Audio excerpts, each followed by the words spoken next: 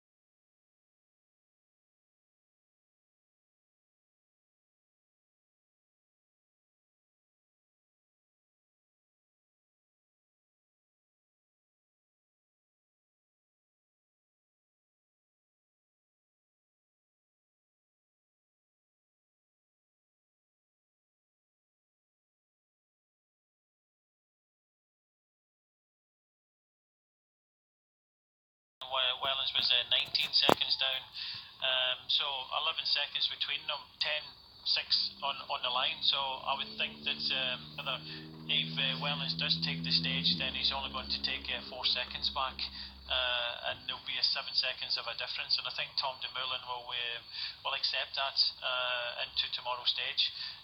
Both of them want to put time into these riders here. Sagan wants to keep as close to these riders as possible, because when you consider Greg Van Avermaet started seconds down, that's 25 seconds behind Sagan.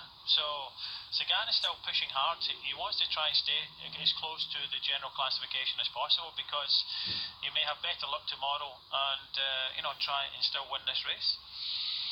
Stuyven of Trek Segafredo, Greg Van Avermaet of BMC, we've got some real quality up front, including the Belgian champion, of course. Chase Benoot at the back lost a whole load of time, I'm afraid, after a nasty tumble yesterday. In fact, he's 11 minutes down, so of this group, he's the least threat. Might be a good bet tomorrow, by the way, for the Flandrian stage. There'll be others as well who want to get a last bit of glory out of the race.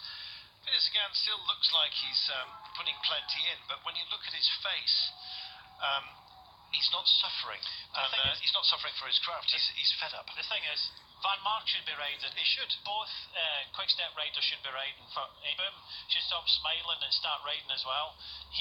They have to commit themselves. They have to work with Sagan and keep the gap. You never know. You recover overnight, feel good tomorrow, and then you're thinking, oh, maybe I should have. Maybe it's too. You could lose the race by 20 seconds or 30 seconds tomorrow, and lose it today. It's.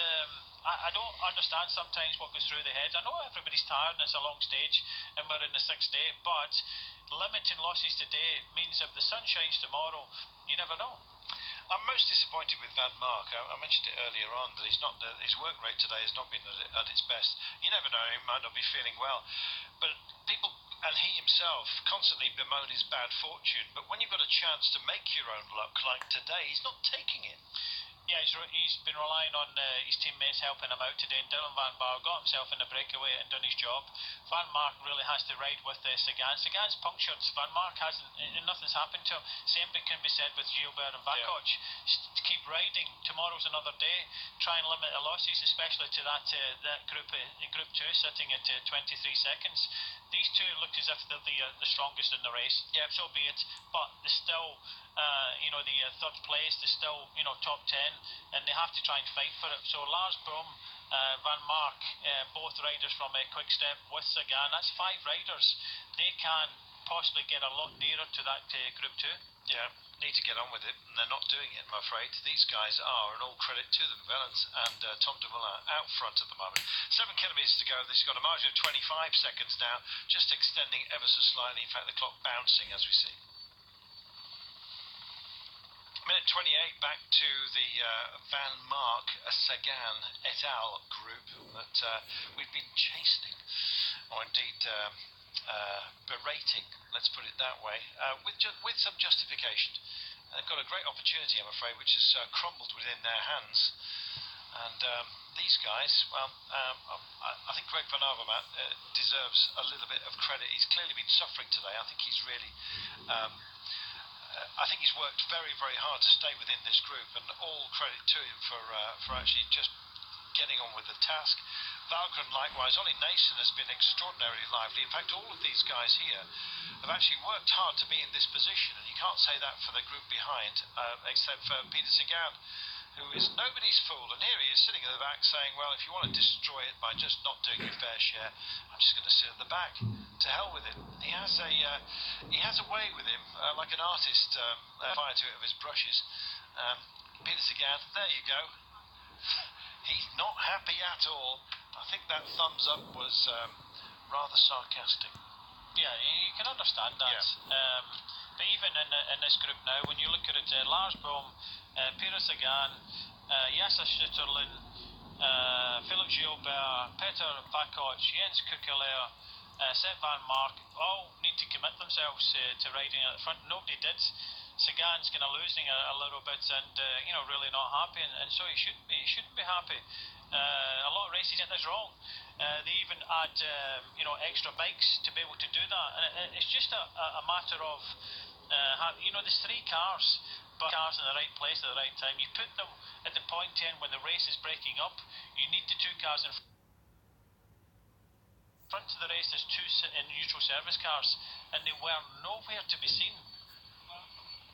In particular on some of the technical areas where you don't allow the cars up, they have to take an alternative route because the roads are just too narrow. It's a danger to the riders. That's where you need to have neutral service, even if it's neutral service of somebody standing at the side of the road, having got there on a motorcycle with the spare wheels. But nonetheless, the horns are working hard here as they warn everybody that they're coming through. It's a bit frantic today, I'm afraid, in this sketchy weather. But you know what? They're desperate to get up because it is over as well. That's why it's important as a sports director, when you're in that car, you're waiting to move up. You want to move up as quickly as possible. And the commissaires are saying, no. We've just seen a situation with Pires Sagan that the cars couldn't go into the gap because the race was all broken up, and rightly so. But you've got two neutral service cars in front of the race, and they should have utilised them. And one car should have been with the race leader, and that was Lars Boom. And Lars Boom was in the group behind with Sagan. Is still not, there's no car there at all. Well, we'll park that for now and just pay credit to these guys because they timed it absolutely perfectly. I know they haven't suffered in terms of mechanicals, but they've made their own fortune today, and quite rightly so. Brave push by both of these riders. And there you are, that's the 4 kilometres to go marker, despite the fact it says 4.1 on your screens right now. And the pair of them, either one of them, deserve victory today. It's been a brave ride. Yeah, as well as attacked on the same climb to win in a solo breakaway. But he's got Tom Dumoulin. Both of them are match strong enough. The outcome of the stage still undecided. Wellens, Dumoulin, it's really who's got the strongest legs in the end. It does go slightly uphill. You still have this group at 23 seconds behind, so they can't hang about. So they're combining well together because they don't want any of these riders to be near them. They'll fight out the finish, and again, it's going to come down to who's got the legs in the end. These are the chasers then. Just to remind you, Tom Dumoulin is only 8 seconds down overall, so even if he only gets the 6 seconds bonus, the gaps as they stand at the moment, he's our virtual leader. 6 seconds bonus for finishing second. If he does so behind Wellens, he may well win it. In fact, we'll find out. It looks like this day is now set in stone. It's hard to catch two motivated riders, especially of this quality. One of them is going to win it today. Yep, they definitely are. 3 kilometres to go, but we still have a push from behind from the other riders of Stuyven, Greg Van Avermaet, Ollie Naesen and Michael Valgren. Benoot is the passenger in that group, and if these two stay away, Benoot will want to try and take the bonuses away from anybody else. But a strong performance yet again by Tim Wellens in the front, and equally strong to come across to him is Tom Dumoulin at the back. Just a pity Greg Van Avermaet couldn't hold the wheel at the crucial time of Tom Dumoulin. Eventually lost the wheel and is now having to chase all the way into the finish now. These are indeed our chasers. Good to see that Greg I still think that Greg looks not at his best today, which means that the efforts he's put in are all the more impressive. We'll find out when he gets to the end. But as far as these boys are concerned, absolutely fantastic. The way that Tom Dumoulin used his team as well, he burnt them at exactly the right moment. Almost beacons along the way, lighting up the path, and he's now out front and being able to take the lead of this race. It's just a question of margin, depending on whether he wins it or not, or whether Wellens indeed takes that from him. I don't think he'll begrudge him too much. They will duke it out. It's going to be a sprint for the line, and I think possibly your money would have to be on Wellens, but it would need...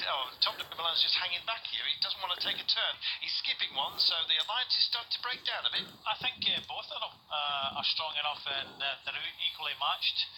And they want to keep away from these riders anyway, so there'll be no finessing whatsoever. And I think they're intelligent enough to talk to each other to say, look, we go to the line and we sprint out, the fastest man wins, and two of them look equally strong today. And we're going to go into tomorrow with the overall yet not confirmed, which is a good thing. But I think both teams have ridden particularly really well today. Lotto Soudal maybe for longer periods today. Sunweb came up very late in the run-in towards the team, and that just gives confidence to your GC rider, and now they'll be happy to come into town and battle it out for the win. 1300 metres, in fact the Flamme Rouge within sight of the duo up front. reasonably technical entry into town. The last 300 metres is actually quite nasty, but anyway, with two of them, they've got plenty of road space. Don't worry too much about them. They may well cat and mouse. In fact, it's already started with Tom Dumoulin refusing to come through and take his turn ahead of Wellens, who's now very aware that he's on his back wheel at the moment. Just takes a slightly wider line momentarily there.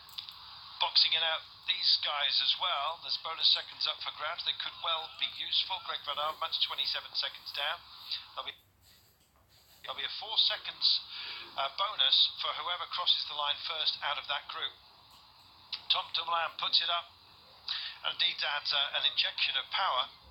It's in both their interest not to throw this away by going cat and mousey too early, and Wellens comes in the inside, forces Tom Dumoulin through to the cobbled central raised section, which looks possibly more dangerous than it actually is.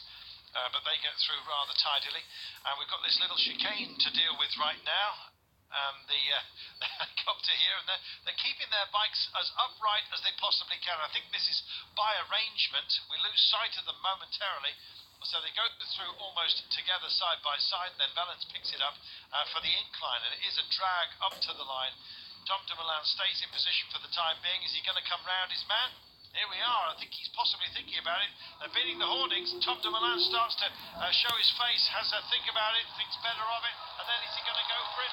Tries to get it on the back wheel of Wellens, who holds the line for the time being, and he takes the day. Taking the lead overall, though, is Tom Dumoulin, who seems to cuss below, out of sight of everybody. Van Avermaet trying to dig deep here, but it looks like Stuyven's going to come round him, I'm afraid, to take it, is he? They hold each other at bay just for the time being. Van Avermaet still fighting back. Stuyven takes it just ahead of Van Avermaet. Great work, and Chase Benoot it was that just came in with Valvin crossing the line right now. Well, there it is, your day's winner. They worked hard for him. Andre Greipel was in sacrificial mode out there. He did a super job, along with a whole raft of riders from Lotto Soudal, likewise Sunweb. Two teams that combined beautifully to deliver their principles, and both teams got something out of it. One, a stage win, and indeed will be battling for the title tomorrow, and the other, the leader's jersey, which will be on the back, of course, of Tom Dumoulin for tomorrow as we head for Gerardsbergen and the Flandrian-style stage in Belgium. Good day today. Yeah, good day out for Tim Wellens and Tom Dumoulin. Handshakes all round. Good hard day's racing. And 2015 he came here. Unfortunately, he doesn't take the leader's jersey, but tomorrow there's going to be a battle, and only a matter of seconds between them. When we look at the overall, there'll be 7 seconds between Wellens and Tom Dumoulin in the fight for the general classification. Well, Seth Van Mark picks it up and tries to bury himself on this run in, but I'm afraid it's a position that they're playing for right now. And Peter Sagan crosses the line now, and this is where his cussing and crumbling will begin. I hope you're not standing anywhere near when he dismounts, because it may well be that he starts throwing things. We shall see. Well, there's some riders out there who need to ask some questions of themselves. No questions to be asked of Sagan, but he'll be asking plenty about support, neutral service and the like. Seems to have put paid to his titled hopes here today. We'll see what happens tomorrow on the run to Gerardsbergen. There's still some narrow gaps out there, Brian. We're still going to race. Yeah, 7 seconds between Dumoulin and Wellens, and should only be a matter of about 30-40 seconds to the rest. There we are, 17 seconds on the day to Stuyven, Van Avermaet and Chase Benoot. Clock resetting itself with Valgren, Nason and 20 seconds back. Pollitt and Van Mark coming home in that group that frankly could have done a little bit more work. Well, easy for us to say, you might say, after 200 kilometres in these conditions. Brian, you have every right to offer up criticism on a day such as this with your deep experience as a director sportif. What will the conversations around the dinner tables be for those who found themselves in that Sagan group? Just how critical can management be with one day to go? Well, yeah, the quicker you can deal with the problem, the easier it is to go out the other side. And I think Pérez again will be really unhappy about what happened, but punctures are part of bike racing. But it's having a neutral service car there, and we all know what happens in some of the other races where they use motorbikes. Someone's there in hand. There was nobody there at all to help us again. I think that's what he's worried about. Whether he'd be with the Wellens and De Villen in the end is another factor. But I think he's out the overall. Okay, he's won 2 stages, and he'll look at securing the points jersey. But he's very unhappy, and the management will deal with this. And I think he'll be back to his best again tomorrow. Look forward to it, and hope we have your company for that as well. Here is your new leader, Tom Dumoulin, by rights. Brave he was. Tim Wellens only 4 seconds in arrears. He's won it twice before, he could do it again. Greg Van Avermaet 46 seconds down, still under a minute. Jesper Stuyven